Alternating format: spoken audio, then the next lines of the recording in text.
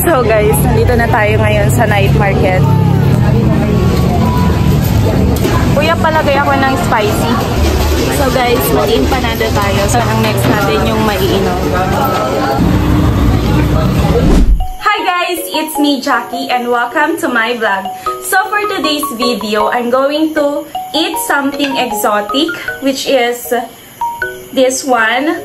We have 1-day-old chicken, and this one is Betamax, and this is the head of a chicken, and of course this is silot, and the other one is, I think this is one of the main favorite of a lot of people, and this one is shawarma, and of course balots. Kakainin natin to lahat. And on a scale of 1 to 10, we have to rate it kung pasado ba to sa aking taste bud. And dahil laki ako na isang Pilipino, kakainin natin to lahat. I have here also my buko melon. Okay, let's start with dito muna sa shawarma. Okay, wala tayong kutsara. Try natin ito. Sarap. Shucks, ang sarap.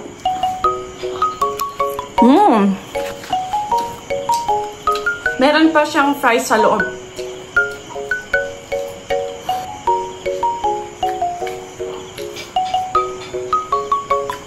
Ang sarap.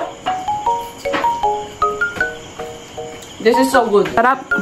Nakalahati ko lang siya dahil marami pa tayong kakainin. Shawarma, so i-rate ko ito ng 9 out of 10. And dahil, ayun, sobrang sarap niya. So next one would be, okay, let me try this one, Betamax.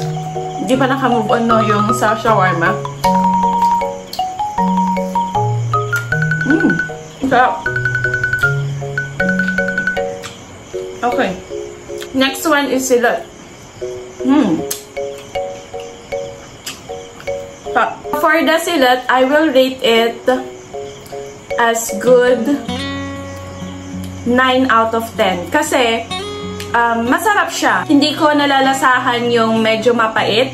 Ito, hindi ako masyadong kumakain ng 1-day-old na chicken. Pero, ngayon, kakain tayo.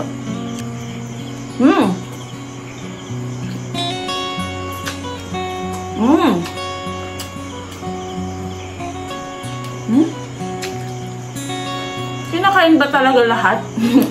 I-rate ko ito ng 8.5 dahil masarap siya. Medyo matigas lang. Siguro hindi siya katulad ng mga talagang Penoy. Okay, next one ay ulo ng manok. So, kakainin natin to guys. Dahil one of my favorite. Ay! Hala! Buhay pa!